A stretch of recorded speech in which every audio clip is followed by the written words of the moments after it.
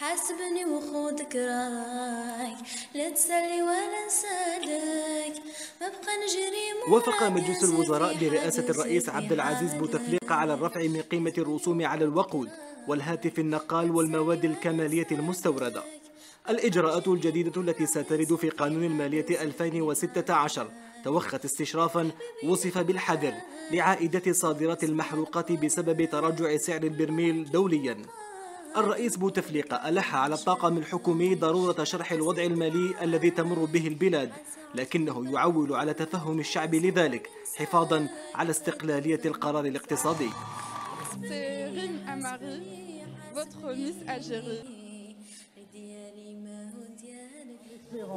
Que ces jeunes filles qui représentent justement cette belle nation qui est l'Algérie française, qui est l'Algérie, mais elle est française en même temps. On est en France. الجزائريات والجزائريين يفهموا باللي قاعدين مناش راح نمسوا تماما تطوير البلاد وفي المستوى المعيشي، ولكن 2015 لازم يكون تضامن قوي. استقبال إعلامي وجماهيري كبير للنجمة ليلى علوي، كان هذا التصريح خاص للتلفزيون الجزائري. أنا مبسوطة أنا في الجزائر، حقيقي دي أول مرة ومتأخرة، بس أنا بحب الجزائر أوي أوي. ابتداء من هذه السنة القيام بمراجعة معتدلة وتدريجية لتسعيرة بعض المواد وهي الوقود والكهرباء والغاز. حاسبني وخودك راك ما تسلي ولا نسالك ما نبقى نجري وراك سير في حالي وسير في حالك. بمجيء وجه الشر عبد الرحمن بن خالفة وزير المالية الجزائري الجديد إلى الحكومة، جاءت إجراءات صارمة مع المواطن تفرض التقشف عليه، رحيمة مع رجال الأعمال اللصوص تدعو إلى مساعدتهم باسم تطوير الاستثمار في الجزائر.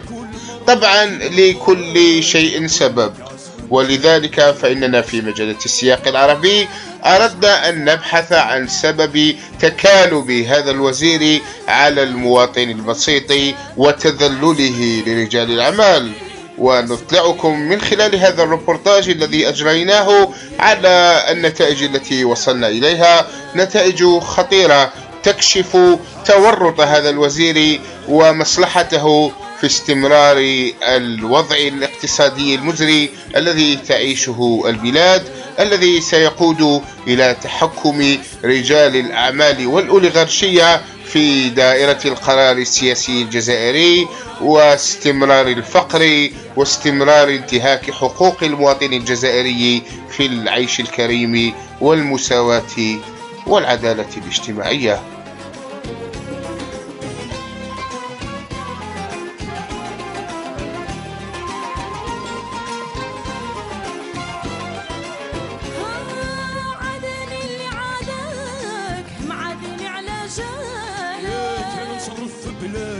ياك انت اللي على بالك شكون يصيب دواك وشكون يقرا لك تماك، يعلم الا مولاك هو العالم بفعالك.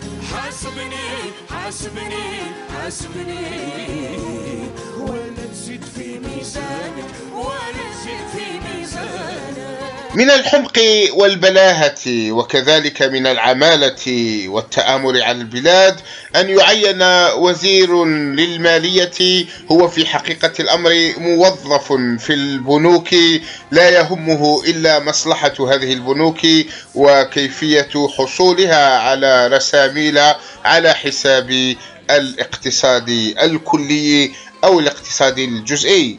ومن التفاهة والتآمر على البلاد أن يكون هذا الموظف حريصا على المستثمرين الذين يريدون أن يمولوا استثماراتهم من الخزينة العمومية أكثر من حرصه على المواطن الجزائري. لكن خلفية هذا الوزير كموظف سابق في عدة بنوك ليست هي المشكلة الوحيدة. هنالك سر نكشفه لكم لأول مرة عن هذا الوزير. هذا الوزير هو موظف عند رجل الأعمال يسعد ربراب، يعمل مستشارا في شركة اسمها ساب سولوشنز، شركة تملكها جزائرية لديها أصول مغربية تعيش في فرنسا اسمها صباح مراكش. وصباح مراكش هي مجرد غطاء ليسعد ربراب المالك الحقيقي لشركة ساب سولوشنز.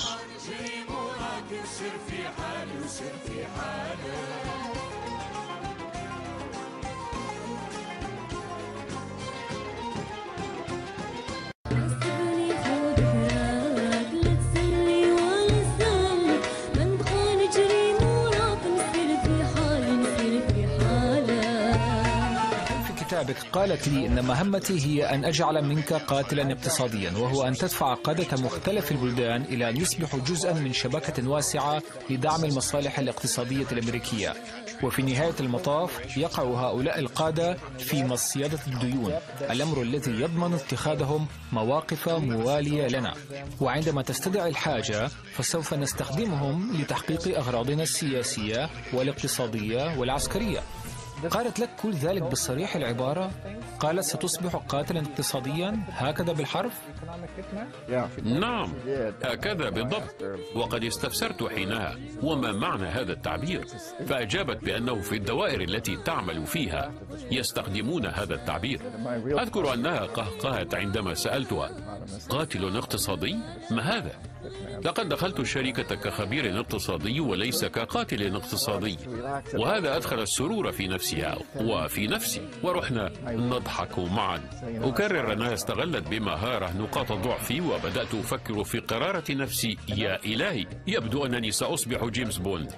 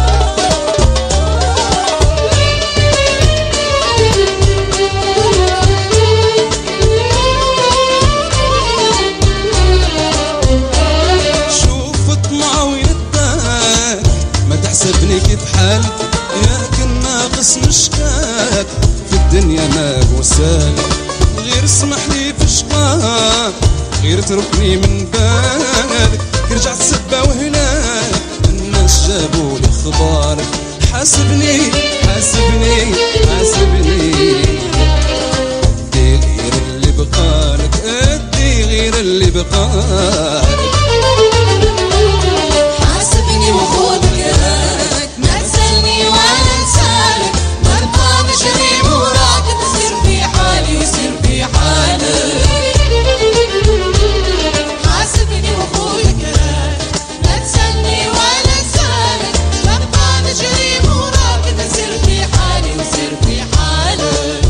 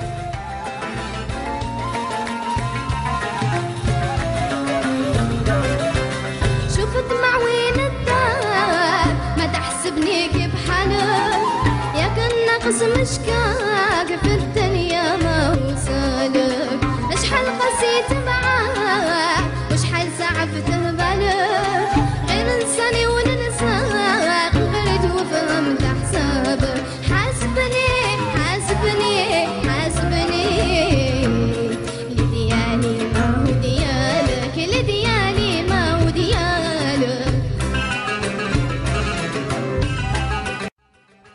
والآن نختم هذا الفيديو ببعض مظاهر التقشف التي يعيش فيها وزير المالية. انظروا إلى منزله في دار إبراهيم الذي يقع في 3 طوابق. هل هذا منزل رجل متقشف؟ وانظروا إلى عرس ابنه الثاني في الجزائر، فقد عقد نعيم قرانه في فرنسا على زوجته ميلودي تشانشيا، ثم أعاد التعريس بها مرة أخرى في الجزائر بعرس ثان صرفت فيه مبالغ خيالية، حتى أن حجم علبة الحلوى التي تهدى لضيف العرس حجم لم أره شخصيا في حياتي في أي عرس جزائري. وانظروا إلى الوزير المتقشف جدا يفخر في صفحته الشخصية على الفيسبوك برحلته المكلفة إلى اليونان ليهنئه ابنه نعيم وصهره زوج ابنته الطيار محمد لمين غزالي وابنه الأكبر عبد الحق وابنته ريم الحسنة بن خلفة، يهنئونه بالتقشف الذي مارسه وهو في اليونان. يا معالي الوزير، ابنك وضع في صفحته الشخصية في الفيسبوك صورا لنفسه وهو في الحج. يمكنك أن تقول له بأنه إذا حج بأموال الربا وأموال المناصب التي تولاها بدعم منك فحجه باطل، عليه أن يعيده بأموال الحلال. وإذا لم تستفد من رحلتك إلى اليونان في أن تعرف كيف يجب أن تتعامل الحكومات مع شعوبها وكيف تمارس التقشف على الحكومات قبل الشعوب، فإنك لم تستفد شيئا. وأنا أرى أن حكومة اليونان أقرب إلى الإسلام منك ومن أمثالك. طمع وين اداك ما تحسبني كي بحالك، ياك النقص مشكاك في الدنيا ما هو سالك، غير سمحني في شقاك غير تركني من بالك، كي رجعت سبا وهلاك الناس جابوا لي مبارك، حاسبني حاسبني حاسبني